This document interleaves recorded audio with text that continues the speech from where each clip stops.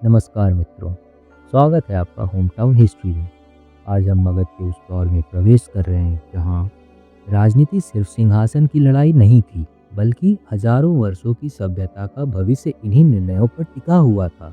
यह वो समय है जब एक राजा 32 साल युद्ध लड़ता है, दूसरा पाटलिपुत्र बसाता है और तीनों राजाओं की हत्या कर दी जाती है और अंत में उठता है एक ऐसा सम्राट जिसे धरती की सबसे अपार संपदा प्राप्त होती है। यह कहानी है अजातशत्रु से लेकर नंद साम्राज्य तक 100 वर्षों की सत्ता का महान प्रवाह। अजातशत्रु और वैशाली 32 वर्षों का संघर्ष, लगभग 492 ईसा पूर्व से लेकर 460 ईसा पूर्व तक। मगध के इतिहास में शायद कोई संघर्ष इतना लंबा और निर्णायक नहीं जितना अजातशत्रु और वैशाली का युद्ध रहा। वैशाली कोई साधारण राज्य नहीं थी, यह सभाओं पर आधारित गणराज्य था। एक ऐसा मॉडल जहां सत्ता साझा होती थी, राजा नहीं था, जनसभा निर्णय लेते थे। अजातशत्रु को लगा जब तक वैशाली स्वतंत्र है, गंगा की उत्तरी घाटी मगध के नियंत्रण में नहीं आ सकती। और शुरू हुआ 32 वर्षों का संघर्ष। अजातशत्रु के रणनीतिक नवाचार। अजातशत्रु ने युद्ध जीतने के लिए एक से एक नई नई मशीनें बनाई। इन वर्षों में उसने ऐसे हथियार बनाए जिनका उल्लेख प्राचीन ग्रंथों में मिलता है, जैसे रथमुसल, ब्लेड लगा हुआ युद्धरथ, महाशिलाकंटक, शिलाएं फेंकने वाले यंत्र, गुप्तचर तंत्र। वैशाली के भीतर मतभेद पैदा कर दिया। युद्ध कई चरणों में चला, कभी वैशाली आगे, कभी मगध। अंत में लगातार प्रयासों, रणनीतियों और कूटनीतियों के मिश्रण से वैशाली मगध में मिल गया। यह जीत मगध की सत्ता को गंगा के सबसे महत्वपूर्ण व्यापार मार्ग तक पहुंचा देती है। अजातशत्रु का अंत और अनिश्चितता। लगभग 460 ईसा पूर्व में विजय के कुछ वर्षों बाद अजातशत्रु की अचानक मृत्यु हो जाती है। ग्रंथों में उसके अंत के कई वर्णन हैं, कहीं बीमारी, कहीं राज दरबार का षड्यंत्र, कहीं उत्तराधिकार विवाद। पर सत्ता का एक सच सब बताते हैं, उसकी मृत्यु के साथ मगध एक नए अंधकार युग में प्रवेश करता है। उदयन 460 ईसा पूर्व से लेकर 443 ईसा पूर्व। पाटलिपुत्र की स्थापना। अजातशत्रु का उत्तराधिकारी उसका पुत्र उदयन था, एक शांत और दूरदर्शी शासक। उसने समझा राजगृह की भौगोलिक सीमाएं मगध को भविष्य की महाशक्ति बनने नहीं देगी। इसलिए उसने यह निर्णय लिया जो आगे आने वाले 800 वर्षों के लिए भारतीय इतिहास की दिशा तय करता है। उसने पाटलिपुत्र की राजधानी के रूप में स्थापना की, जो 4 नदियों के संगम पर बना हुआ यह शहर था। व्यापार, सेना, रसद और प्रशासन सबके लिए आदर्श था। यहीं खड़ी होती है वह नींव जिस पर आगे मौर्य और गुप्त साम्राज्य खड़े होंगे। लेकिन किस्मत उदयन को समय नहीं देती। कुछ ही समय बाद उसकी भी हत्या हो जाती है। 443 ईसा पूर्व से लेकर 413 ईसा पूर्व। सत्ता का काला काल।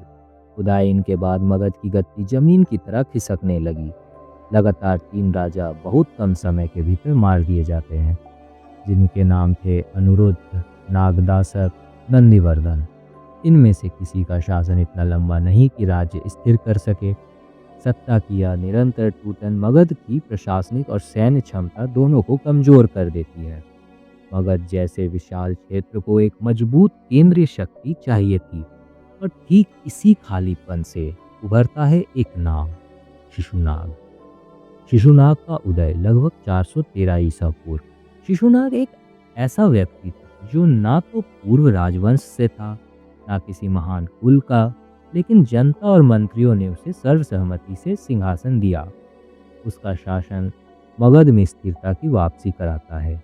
शिशुनाग के प्रमुख कार्य थे जैसे अपराध और विद्रोह पर नियंत्रण करना, दोहरी राजधानी व्यवस्था बनाना, राजगृह और पाटलिपुत्र, स्थानीय प्रशासनिक इकाइयों का विकास करवाना, सांस्कृतिक और धार्मिक संरक्षण करना, जैसे बौद्ध और आजीविका परंपराओं के प्रति सहिष्णुता। पर उसके शासन की सबसे महत्वपूर्ण उपलब्धि थी काशी का विजय। काशी, जो व्यापार, संस्कृति और संपदा का केंद्र था, मगध में मिल गया। यह विजय मगध की अर्थव्यवस्था को एक नए स्तर पर ले जाती है। काल अशोक और बौद्ध संगीति 396 ईसा पूर्व से लेकर 367 ईसा पूर्व। शिशुनाग के बाद उसका पुत्र काल अशोक गद्दी संभालता है।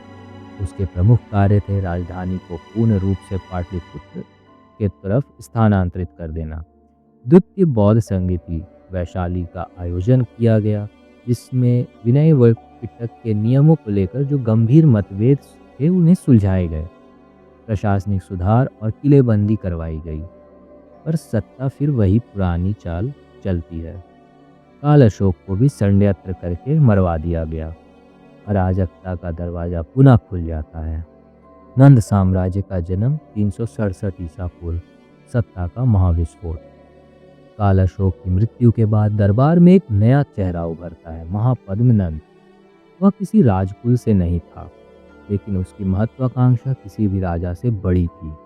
प्राचीन ग्रंथ उसे कहते हैं एकराट, जो समस्त आर्यवर्त को एक राजदंड से चलाए।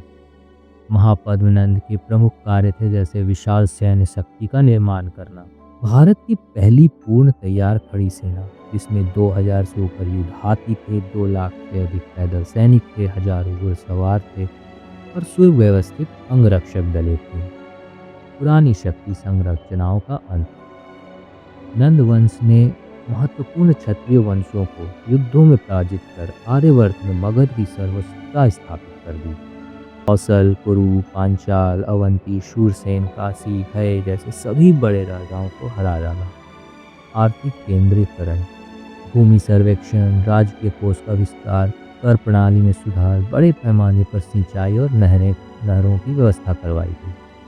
विदेशी स्रोतों में दर्ज है कि नंदों के पास असीम संपदा थी।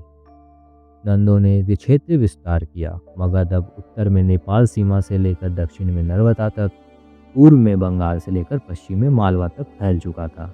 यह प्राचीन भारत का सबसे धनी और सबसे विशाल साम्राज्य था, मौर्यों से ठीक पहले।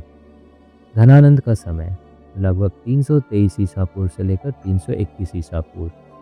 महापद्मनंद के बाद गद्दी पर बैठा उसका पुत्र धनानंद।